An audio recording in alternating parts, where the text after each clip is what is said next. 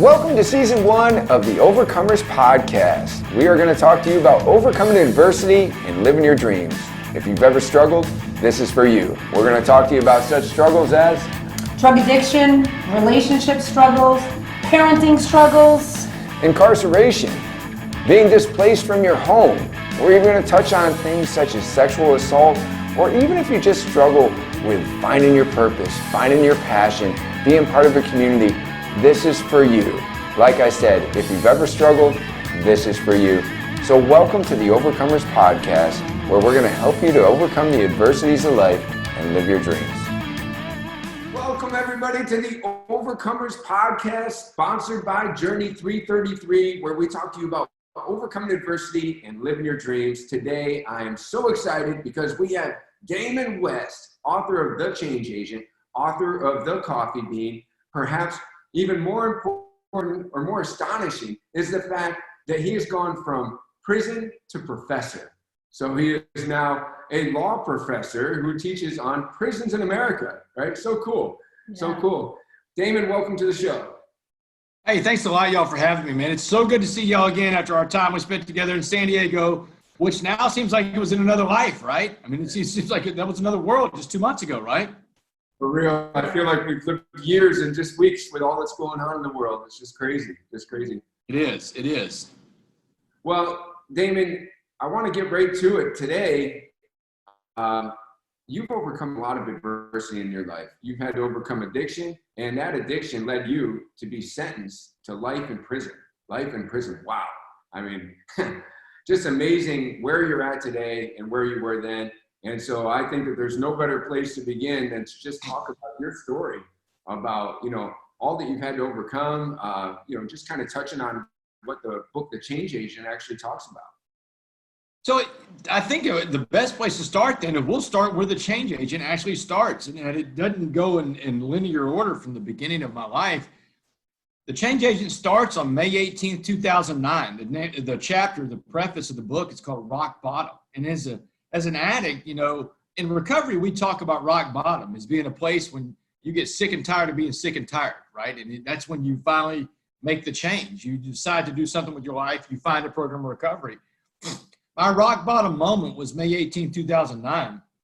I'm standing in front of a jury in Dallas County, and they had just listened to 6 days of overwhelming evidence of my guilt, of the crime of engaging in organized criminal activity to commit burglary of habitation. It was a bunch of meth-related burglaries where I was the ringleader for 3 years and it just went all over the Dallas area. So I'm standing there in front of this jury. They had just deliberated for 10 minutes on my punishment, y'all. 10 minutes. I don't know how much Law and Order you watch, but if a jury's gone for 10 minutes, they smoked you. When I came back in and that judge said you are hereby sentenced to 65 years, which is a life sentence, it took my breath away. And immediately after the trial, they took me in this little side room, and it's got a bulletproof glass right there, and they told me to wait. And a few minutes later, my parents walked in. And they're going to give my parents one last visit with me before I go to prison. And I didn't come from a broken home, y'all. I came from a great family. My mom and dad in June will have been married 52 years. They're both still alive. So I came from a real solid family. My dad was the first sports writer in this part of Texas to put black athletes on the front page of a sports page in 1971. So, I came from parents that were socially conscious, racially conscious, great people. And, I just went the wrong way with substance abuse throughout my life. My life took some turns at an early age. I started getting substance abuse at 10, 12 years old, had bad belief systems, played sports really well. I played Division I college quarterback, got hurt in college, got into more substance abuse, graduated college, and now I went to work in Congress. I went to work for a guy running for president in 2004. And when he dropped out of the race, I went to work on Wall Street for one of the biggest Wall Street banks in the world, UBS, United Bank of Switzerland. And that's where I was introduced to meth for the first time, that job as a broker. And so my dad walks into this room right after the trial, and he's in stunned disbelief, because he just saw his son with all this promise in life, all these things you just heard me talk about. My dad raising a son like that, he's got all these dreams and aspirations for his child, which I've met none of them, and I've crushed him. You could tell in his face. But my mom does all the talking. My mom's a nurse. She's used to traumatic situations. So she says, she looks at me and she says, baby, she said, debts in life demand to be paid. She said, you just got hit with one hell of a bill from the state of Texas, too. She said, but you did the things they said you did at that trial, Damon. So you have to go pay that debt to society. She said, but you owe your father and I a debt, too. She said, we raised you, we gave you all the opportunity, love, and support to be anything you want to be in life. And this is how you repay it. It's what we just saw. She said, it's not going to work. She said, we raised you in Port Arthur, Texas, a giant melting pot of a city, gave you a great moral compass, which you chose to not use. She said, so here's the debt you're going to pay to us. When you go to prison, you will not get in one of these white hate groups, one of these Aryan Brotherhood type gangs, because you're scared because you're the minority in there. She said, it's not going to work. You were never raised to see race, and you won't start now. And she even told me, she said, you're not getting any tattoos while you're in there. So, I mean, you can look at my arms and my body, man. I did almost 10 years. I did 7 years and 3 months before I made parole in that life sentence. And, man, I can tell you, without a doubt, almost every day someone hits you up to put a tattoo on you in there. And I would tell them all the time, man, I can't do it. And my mom said no. Because my mom told me that day, she said, no gangs, no tattoos. She said, you come back as the man we raised, or do not come back at all. Tough love from my mom. So I go back to the pod in Dallas County Jail. I got 2 months, I found out 2 months before the prison bus comes to get me. And y'all, I'm asking every guy I can that's been to the joint before, how am I going to survive prison? And every single one of them, black, white, Asian, Hispanic, they're telling me the same thing, man. You got to get into a gang, man. You can't survive. You're 33 years old. You're going to the worst part of the prison system where everybody in the building you live on has life. It's a life sentence building, man. You can't survive without a gang. Make your life easy, Wes. Get into a gang. There was this one guy, this older African-American man named Mr. Jackson. Mr. Jackson, he's what you would call a seasoned convict, a career criminal, man. He'd been to prison 4 or 5 times, but he was a real positive guy, always smiling. And Mr. Jackson came up to me one day, and he said, West, I've been watching how you're dealing with these knuckleheads, these dummies, talk about you got to get into a gang. He said, man, do not listen to these fools. He said, but what you need to understand, he said, you need to understand that prison is like a pot of boiling water. He said, anything we put in that pot of boiling water will be changed by the heat and the pressure inside that pot. He said, I'm going to put 3 things in that pot of boiling water and watch how they change. A carrot, an egg, and a coffee bean. So he walks me through it. He says, Wes, if I put a carrot to that pot of boiling water we call prison, he said, what happens to the carrot? I said, well, the carrot turns soft. He said, that's right. He said, the carrot goes to prison hard, but the water, prison, changes that carrot. Turns him soft. He said, the carrot got beat, he got robbed, he got raped, and he may have gotten killed. He said, you don't want to be the carrot. He said, what about the egg? I said, well, the egg turns hard, like a hard-boiled egg. He said, that's right. He said, the egg has a shell, which protects him physically. He said, physically, the egg will be fine, but inside, he's not okay. That soft liquid core, his heart becomes hardened. He said, if your heart becomes hardened, you're incapable of giving or receiving love. He said, if you're incapable of giving or receiving love, you have become institutionalized, and you will not come back as someone your parents recognize because your eggshell has swastikas tattooed all over it. He said, what about the coffee bean?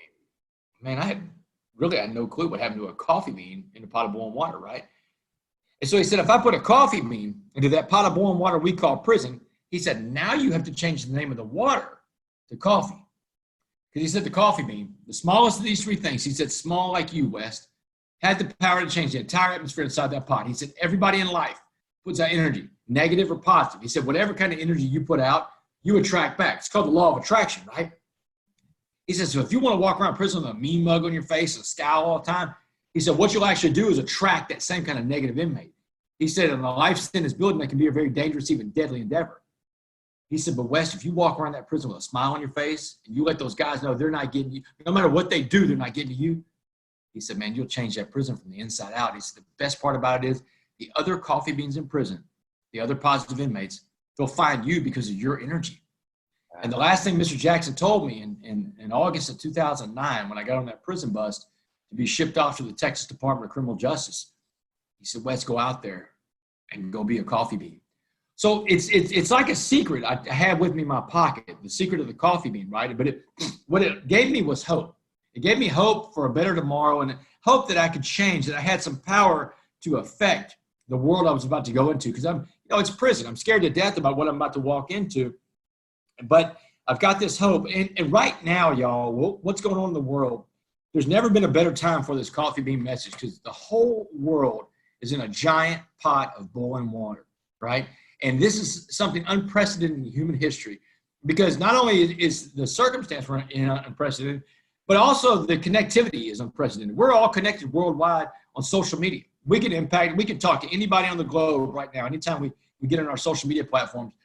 So we have the power right now to affect other people with our positive energy, our coffee bean energy in other parts of the world. And that's what we have to do. We have to harness this stuff and send it out there as much as possible. And that's what we're doing today. We're trying to reach out to other people and let them know that you have a choice. You don't have to be like the carrot that turns soft from this or the egg that turns hard, because you can be like the coffee bean and change your pot of boiling water too. Damon, this is awesome. This is so awesome because I was a coffee bean and I didn't even know I was a coffee bean. I am especially connected to your story because of my book, Journey Fitness, which talks about a decade of incarceration that I had to overcome to get to where I'm at today. And, you know, while I was there, I tried to just bring positivity. If it was Christmas time, I remember doing things like I'd put a sheet over a plastic tub. I'd huddle some guys around. I'd say, we got some top ramen, we got some squeezed cheese, we got some things that we're going to cut up and we're going to make a little better. We're not with who we want to be with, but let's be here and let's make it like the best experience that we can make it. And I would just always try to treat prison as if it was my college, as if it was my gym where I could help people to still become healthy and fit like I do today. They would give me prison currency, which was tunas and stamps is what they would pay me with.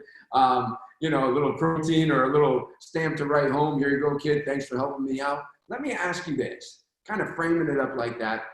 Because of what Mr. Jackson told you, what opportunities did you see when you were in prison versus the obstacle? You either see an obstacle or you see an opportunity.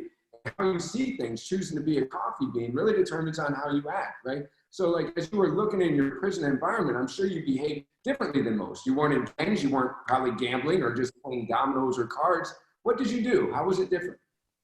So the answer to your question comes in 3 words.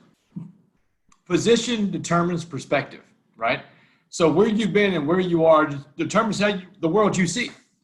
So every day I would get up. My first cellmate, my first cell, a guy named Carlos, he told me, man, if you want to, and I'm telling him about what I want to do with my time in prison. Hell, I don't even know when they're going to let me out, if they're ever going to let me out. I've got a life sentence, and so does Carlos. Carlos is a bank robber from San Antonio.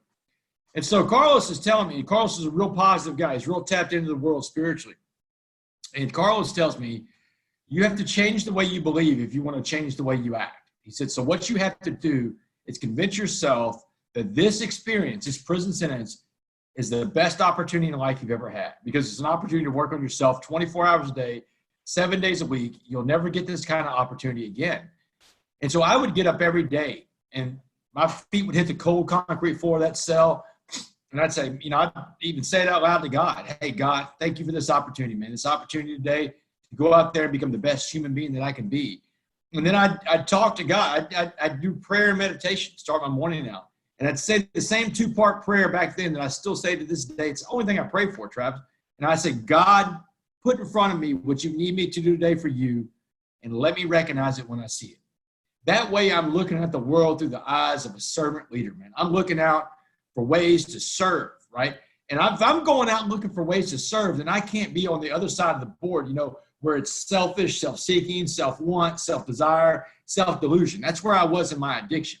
And I don't want to be back there again. I got into program recovery, you know, and I read a lot when I was in prison, Travis. And so I read a book every other day, and I came across these 4 spiritual principles. You find them in every religion. And there's 5 major religions in the world. There's Hinduism, Buddhism, Judaism, Christianity, and Islam.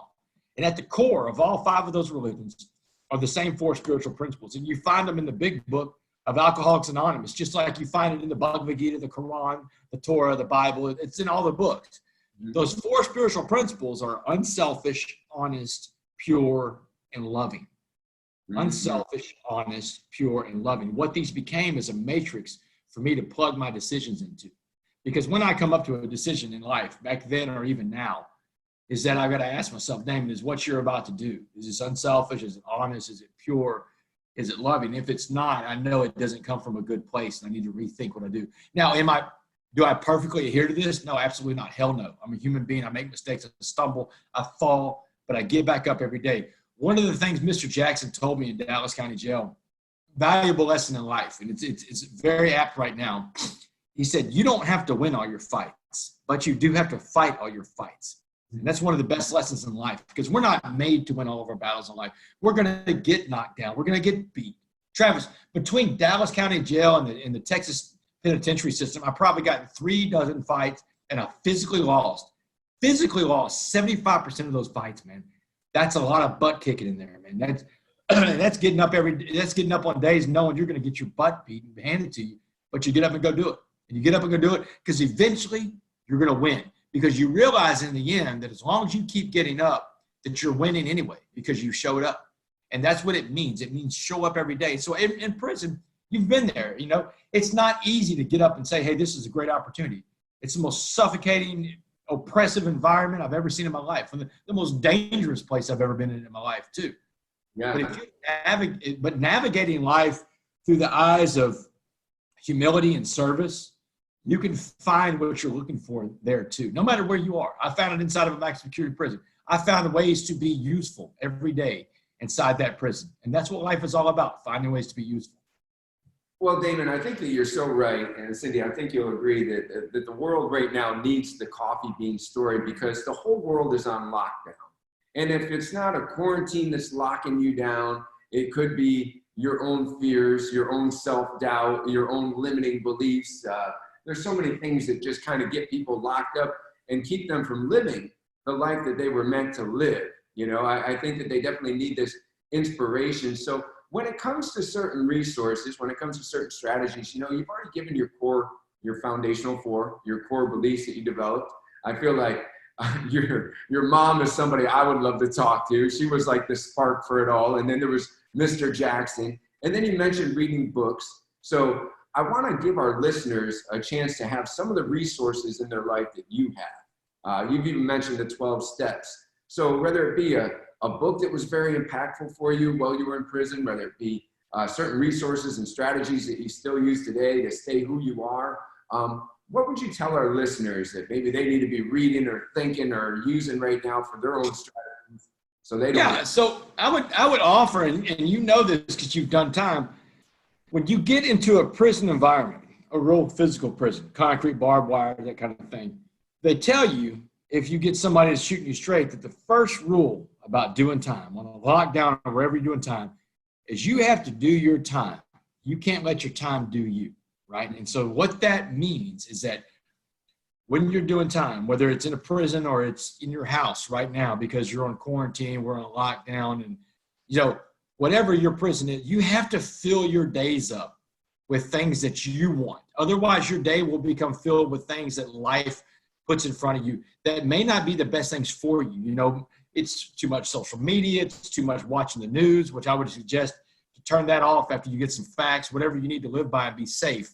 But you have to put in front of you the very best things in life.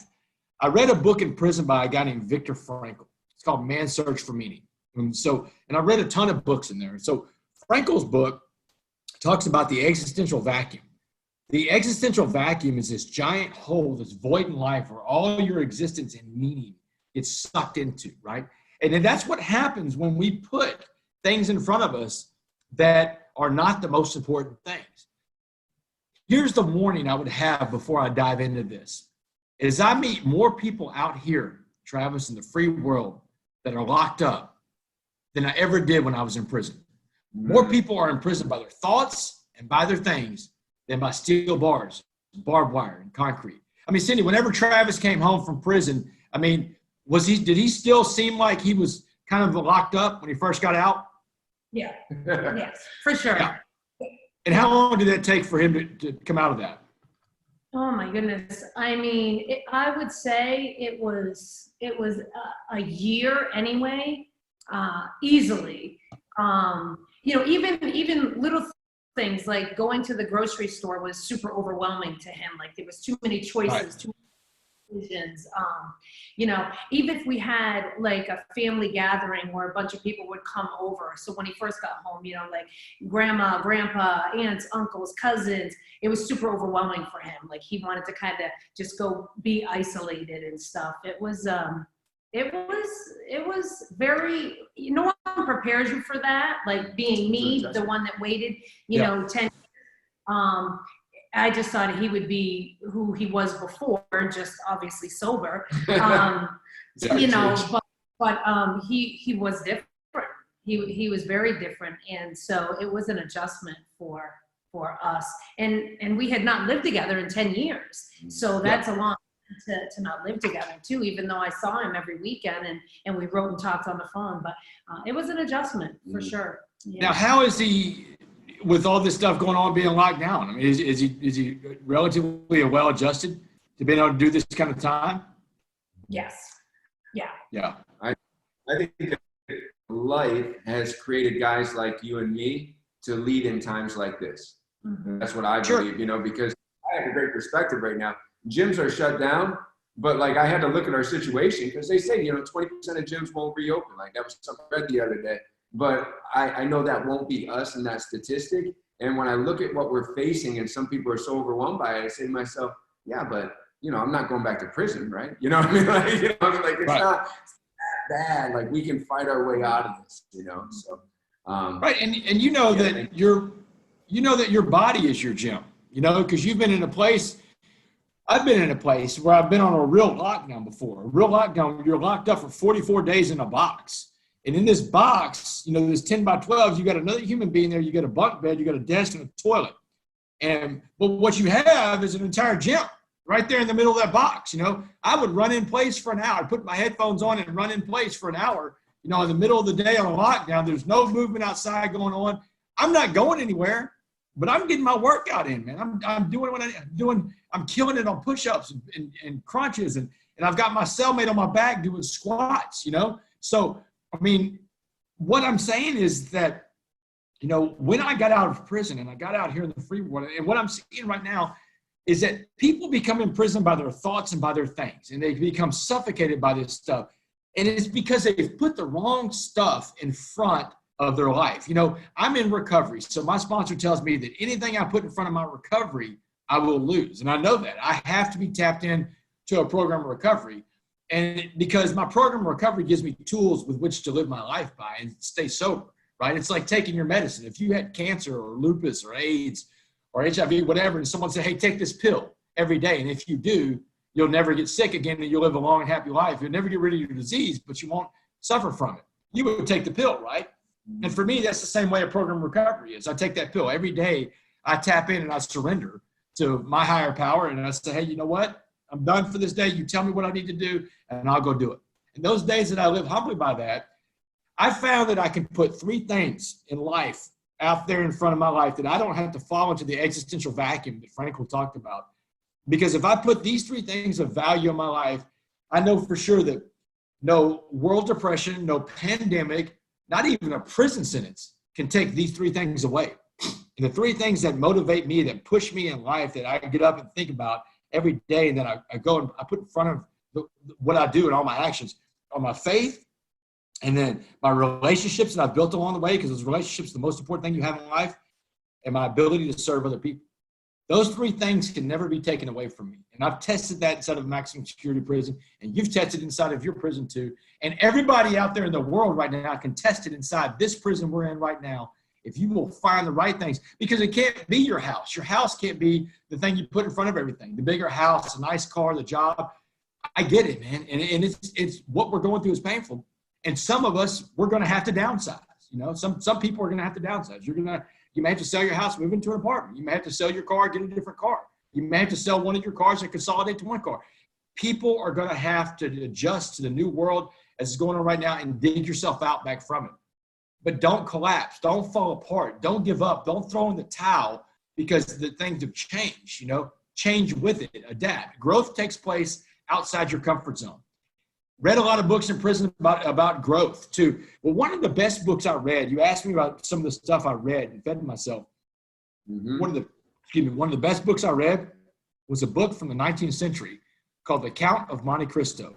And it's a fictional book, but I mean, it's a great book because the book is about revenge, you know, because this guy goes into this prison for 15 or 17 years, right? And he escapes, he gets out, and he goes and he gets the people, man, he not only does he get the people back that did it to him, he gets their family, he destroys everything they've ever touched, right? And he realizes that that didn't bring him joy. That didn't bring him the peace, the finality that he thought it was going to bring. So it's the ultimate book of revenge and redemption and humility and happiness. It all comes together at the end, but it's one of the best books I've ever read. I mean, I've read it several times, especially when you're sitting inside of your own dungeon. And your own dungeon doesn't have to be, a building with guard towers and barbed wire. Your own dungeon can be your house. A lot of people are finding out that they're in prison right now, and you don't have to do that. That's a self-inflicted wound. Damon, you are speaking my language, man. So Viktor Frankl, Man's Search for Meaning, one of the best books I ever read. And in that book, Viktor Frankl says, the last of human freedoms is to choose one's own attitude in any given circumstance. And I think that people could hear from you today to see the blessing in having so many distractions of life stripped away, because that is the blessing that you and I both had, which is suddenly I had to figure out, okay, well, who do I want to be? Because I certainly wasn't proud of who I was that got me there. And so I said, well, if I'm going to be the best father that I can be from prison, what does that look like? And so I would color half the drawing and send it through the mail. I would draw the pumpkin for, Halloween, and they would carve it. I would draw the map for Easter, and then they would, find the little Easter eggs around the house and just do different things. And I would write to my wife every day, and I would educate myself and things like that. And I think that this is a time for anybody that's feeling locked up in their life to go deeper and to say, who do I want to be? What is it going to mean to me? Todd Durkin, who you and I both know and love, he talks about these 10 forms of wealth, and just to look at these areas of their life and say, how is my family? How is my love? How is my career? How's my legacy? How's these different things in my life to say, if I was going to start living today, kind of rewrite my story. They talk about going forward and then just reverse engineering things. So then that way you get to where you want to be at the end of your life. Right. The opportunity that I think that people have in front of them. And so you were spending your time, by the way, I love the Count of Monte Cristo. It was one of I actually look back on that time in my life in prison when I was also reading that book as a fond memory. I couldn't wait to get back to my bunk and see what the Count was doing today, because right. It was just, it was good and it was engaging. But what do you think when it came to you choosing the way that you chose to do your time? What are some of the things, some of the opportunities, some of the ways that you helped people? And Ralph Waldo Emerson says, you can't help someone else without helping yourself, right? So, you're helping people and you're helping yourself.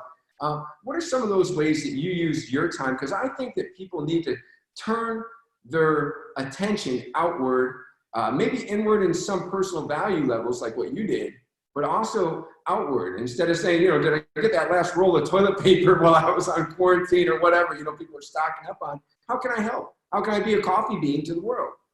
So what were some of the ways that you really helped people get through their time and just that you were a lighthouse while you were in there in these dark times? Yeah, and I heard someone say one time that lighthouses don't go looking for boats, So boats look for lighthouses, but you need to be that lighthouse for other people to find. And so I made myself available to those that wanted to grow emotionally, spiritually, physically, mentally. I got down to the schoolhouse in prison. I taught guys, I tutor guys, teach guys how to read, how to write, how to do math. And I get guys ready for the GED test.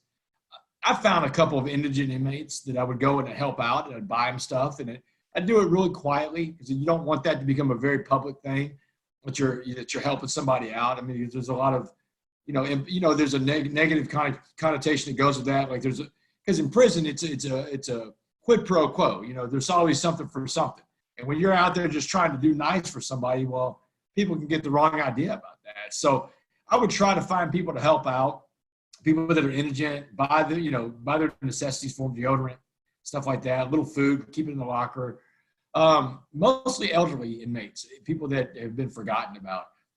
I would teach guys. A guy like me that goes into a state prison system with the background I had, you're kind of a unicorn in there. You're kind of an anomaly because you don't have a lot of guys that have worked in Congress, worked on Wall Street, worked for a guy running for president, played college football, graduated from college. I mean, it's a rare bird inside of a state prison. So I would try to use whatever resources I had to help other people out. And because that's called servant leadership. And servant leadership is helping other people achieve their goals in life, helping to raise other people up to a different station of life, because when we're helping other people, that's when we're at our best. And that's what we're made to do. That's what we're called. We are called to find ways to help other people. Right now, these Zoom calls that I get on every day, I don't even give people the chance to say, well, I don't know how to go out there and be a servant leader. Well, let me give you some ways. You've got this tremendous social media platform. Use it for good, man. Use it. Put videos out there of you doing positive things. You smile, man. That's the first rule about being a coffee meeting. Smile, man. Positive body language, right?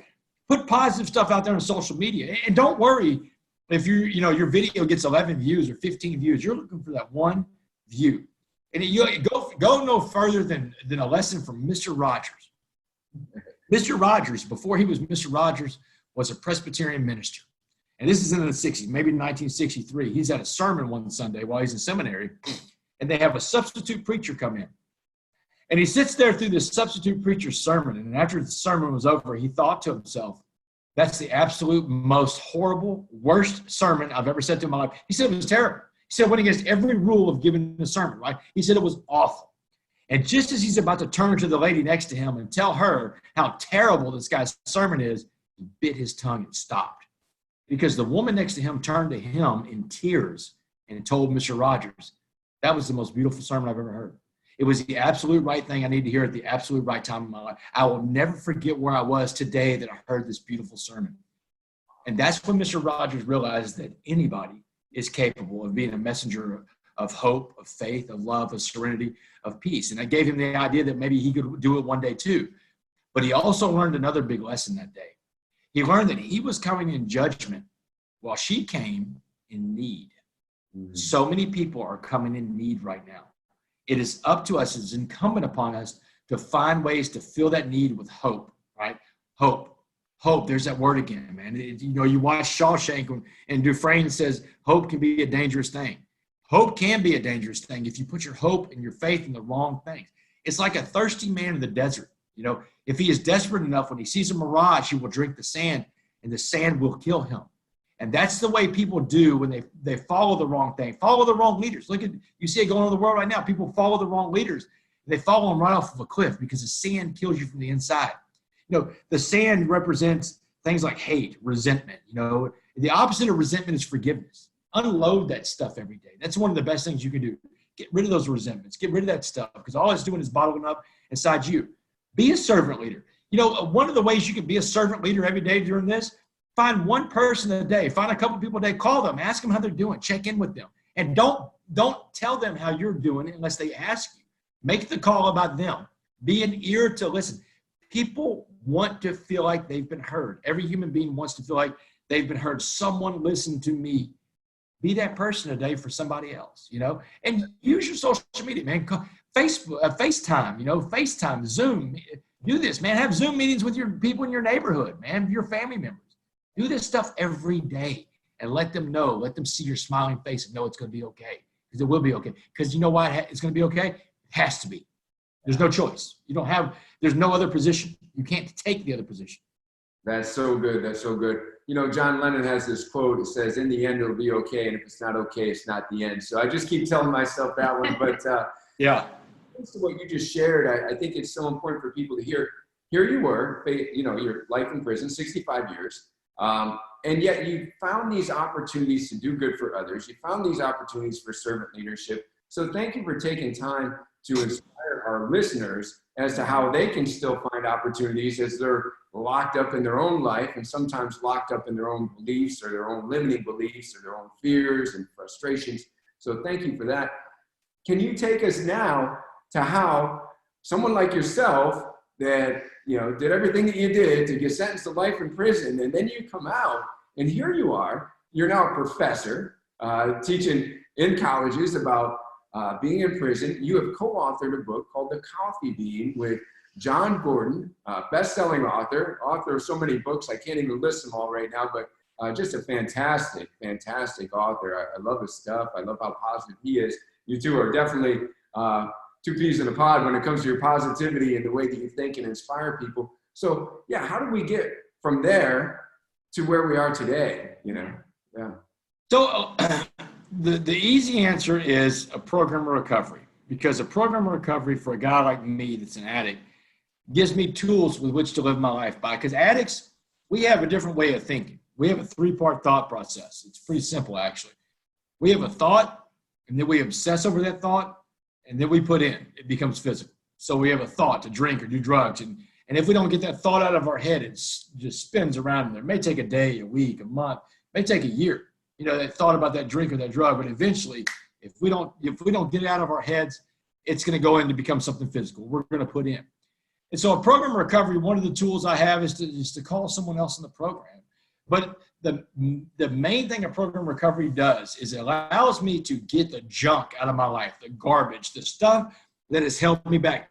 And I think, honestly, Travis and Cindy, I think that a program of recovery is, a 12-step, the 12 steps should be taught to everybody on this planet in first grade. Because the 12 steps, what they do is you go in and you get all the baggage out of your life. You know, you surrender in the first 3 steps. The next, the 4th and 5th step, you're doing a fearless and searching moral inventory. You're finding the things that hold you back. What are my fears? What are my resentments? You know, what are my hangups in life that are holding me back? You know, you get that stuff out. You put it on paper. And you find out, what instinct it affects. All of human behavior is around 3 separate instincts. That's it. There's only 3 instincts that run all of human behavior. Your instinct for sex, your instinct for security, and your instincts for social, right? Your sex, your relationships in life. And when used properly, these instincts are a great thing, but it's when we abuse them, right? So your instinct for sex, your relationships that you have in life, your security, your social, your ability to fit into society. Man, everybody wants that. We're human beings. We have an inherent need to want to belong and be loved. And your instinct for social and security and sex. So your security instinct is the ability to get a job and have a family and take care of things. We all have these things. Anything that we feel like threatens one of those things, we respond to it very viciously, or we let it cave in and beat us. And so a program of recovery allows me to find out what my fears and resentments are that affect these different instincts, right? I'll give you an example to walk you through this, make it simple. Coming out of prison, I was terrified, man. Terrified because I have all this anxiety, man, all this fear built up. What instinct does it affect? Does it affect my social instinct? You bet. Is society going to let me back in and be a normal person again? A full-fledged member of society. I've made a lot of mistakes. So yeah, it affects that. Does it affect my security instinct? The ability to have a job, and earn a living? You bet. It affects that one too. So now we got 2 of the 3. Sex. Does it affect sex? You bet it affects that. Is someone ever going to love me and take me back in after what I've done wrong? Is someone ever going to be able to accept me? So this fear actually hits on all 3, which it doesn't always happen all 3. Then the next step in this program of recovery, let's say it was like a personal inventory where you have columns, right? You have the fear, then you have the instinct it affects, all 3.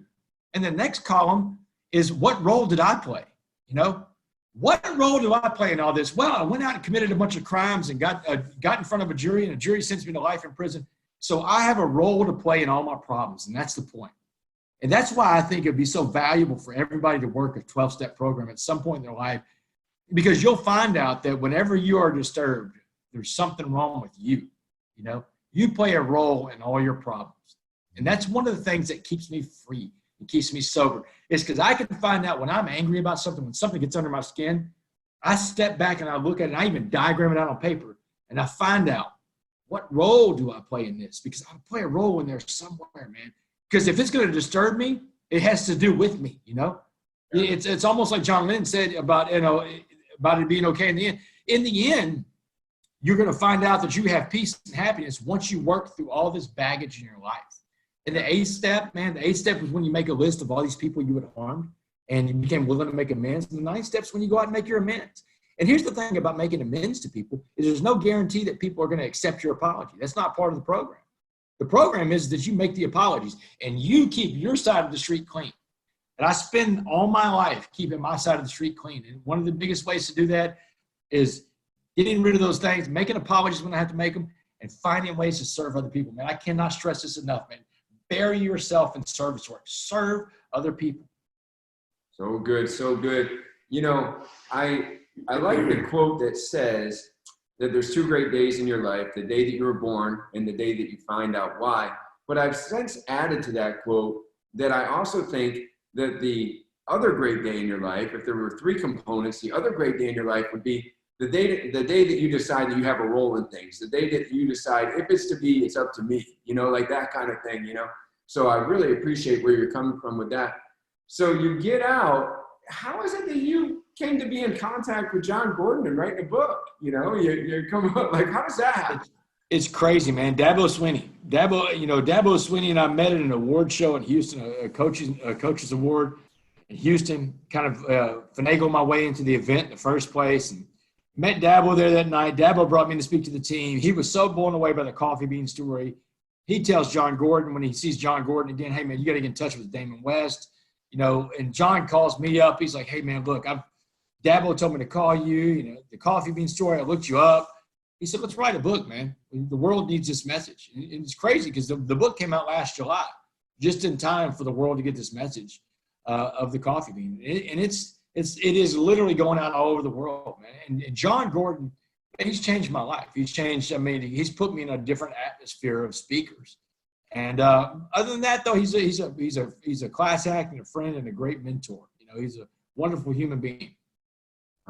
Yeah, the same can be said about you. So no wonder why you're connected. Yeah. So Cindy, sorry. Go ahead. Yeah, no, I just wanted to ask you one question. So I know that we talked a little bit about, you know, the fact that Travis was in for 10 years, and obviously we were married before he went in. So I waited. I know that you didn't meet your wife until well after you were out of, you know, prison. So for him, very different because he had, you know, a home and a family to come back to. What was it like, and how did you navigate the day the doors opened for you?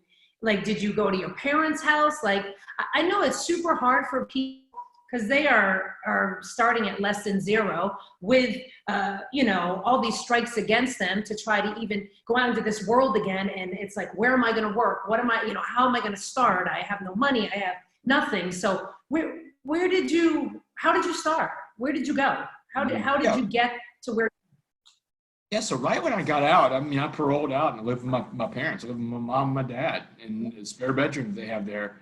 And, you know, I lived with my parents for almost 3 years. And Kendall, you want to know about, you know, my wife, Kendall and I met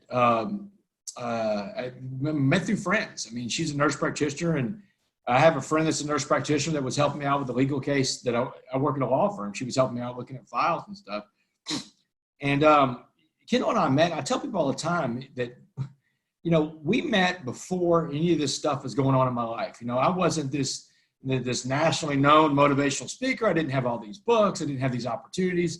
Kendall met me when I was making about $31,000 a year at a law firm, living in my parents' spare bedroom, you know? So I know this woman is in love with me because, man, when she met Damon West, you know, Damon West was, I mean, I'm 42 years old living in my parents' house in a spare bedroom. But look, I was one of the lucky ones coming out of prison. Like you said, Cindy, I mean, you waited for Travis when he got out, and you know, he had a home and everything. I had a home to come home to.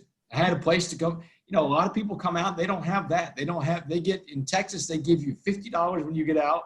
And when you see your PO, they give you another $50. That's called your gate money. Now imagine if you've been gone for 10, 20, 30 years and someone gives you $100 and says, good luck with life. No other resources. What do you do?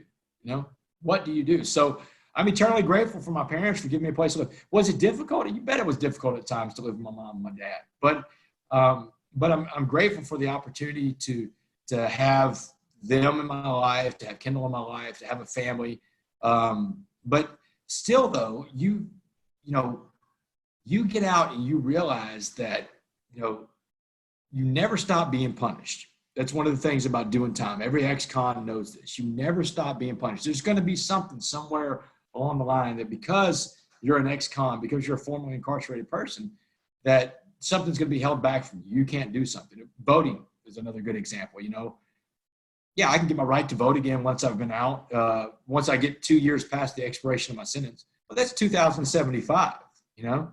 I'm not worried about voting when I'm 100. So, but you never stop being punished, but it's okay. I don't worry about that kind of stuff. I don't worry about being on parole till 2073 because I live my life each day knowing that I'm in control of four things: what I think, what I say, what I feel, and what I do. And if I don't ever abdicate control over those things, then I'm never going back. So good, so good. I have a final question for you, and it really goes along with that.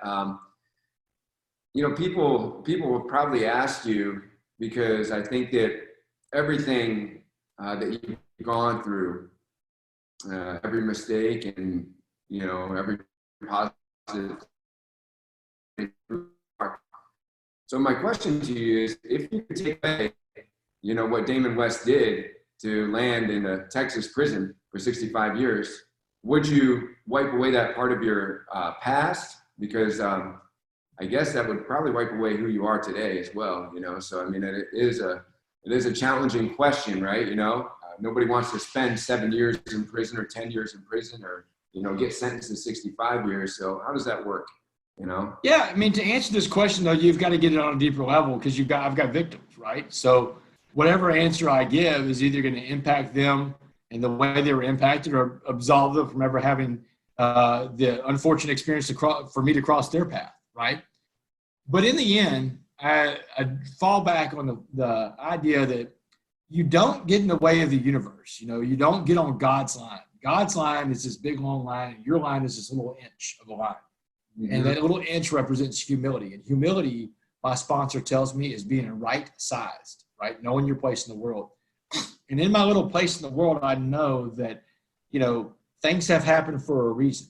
And God, what I call God, because I don't ever want to get into, whatever everybody believes. You can believe whatever you want or not believe at all, But the God I believe in has said basically to me, hey, look, you know what? I put you through all this, and then I'm going to use you. You're going to be out there, and you're going to be a messenger of this message. You're going to be a conduit of this message. But all you are is a conduit, dude. This isn't the Damon show. This is God's show.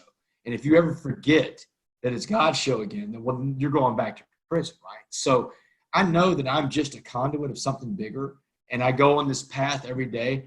So no, I wouldn't take back the things that have happened, because on this path that I know that if I do what God puts in front of me every single day, then my needs will all be met. We talked about those instincts, those needs. I met a woman that fell in love with me, and I'm married to her now, and her daughter, I'm a stepdad. I have a family. And so to go back on the things I did, I would never have this family. I don't, and I would, that's just on a personal, selfish level. But let's look at the bigger scale things.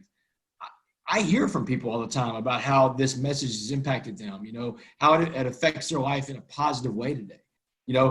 There was a time when I infected the world with my negativity, but now I can affect it positively with my positivity, So you either infect or affect people. Today, I'm affecting people. Today, I'm part of the solution instead of part of the problem.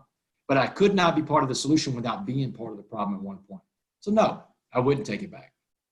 And you know what? If I was one of the people that, had been one of the victims of the different things you've done, I think that I would feel very honored by the life that you've chosen to live today. And know that what had to happen first in order for you to become who you've become. So, I think that you're honoring that past and definitely living a redemptive life. So, thank you for what you're doing to inspire people. Any final words, advice for audience, how they can get more Damon West inspiration, because today was very inspiring. Yeah, man. Travis, Cindy, first of all, thank you again for having me on your show, and the ability to go out and be useful and impact others in a positive way, because that's what my life is about: servant leadership, serving others and being humble. So yeah, to get in touch with me, my website, damonwest.org, social media at Twitter and Instagram, I'm at DamonWest7. My book, The Change Agent, and my other book, The Coffee Bean, can be found on Amazon or Barnes & Noble, wherever books are sold online. You can find them anywhere you want, right there. But yeah, get in touch with me if you want me to speak at your group or organization, whatever. Damon at damonwest.org. And a final thought would be this. It's a call to action for everybody out there. You go out there and you go share Mr. Jackson's coffee bean story. But your pot of boiling water isn't prison. Your pot of boiling water is life. Life is a pot of boiling water right now. And tell the people about the coffee bean story. Tell them about the carrot first. The carrot is the one that goes in there and becomes soft and sad and weak and lets life beat it down. We don't want to be the carrot. Hell, I've been the carrot before, though. I know what it feels like. Tell them about the egg that turns hard, mad, and mean. No one wants to be around the egg, and the eggs are miserable people. Been the egg. I've been the carrot and the egg at the same time, y'all. I mean, it's something you can go between all these things at one time. But that coffee bean was dynamic, Travis and Cindy, because that coffee bean jumps into that pot of boiling water and says, you know what? Turn it up. I got this. This is what I was built for this moment. I was built to withstand this pot of boiling water and change this pot of boiling water into a pot of coffee. And the longer the coffee bean sits in the pot of boiling water, the stronger the pot of coffee is going to be. So my call to action to everybody out there is you go out there and you go be that coffee bean today. Thanks a lot, y'all. Awesome. Thank you. Go Thank be the you. bean, everybody. That's it. Be the bean. Hey, thanks for tuning in to the Overcomers Podcast, sponsored by Journey 333. When I am not hosting the Overcomers Podcast, I am working at one of our fitness franchises so that I can continue to help people overcome adversity on a daily basis. That's right. People come to the Journey 333 fitness franchises because they want a coach in their life. They want somebody to help them overcome the adversities of life, motivate them to higher levels of greatness, bring out their potential, help them lose weight, get off medications, fight depression, fight anxiety. That's what we do on a regular basis. If you feel like you want your life to be about helping more people to overcome their adversities, if you feel like you're an overcomer and you want to create more overcomers, then maybe owning a Journey 333 franchise would be for you. To find out more, go to www.journeyfitness333.com.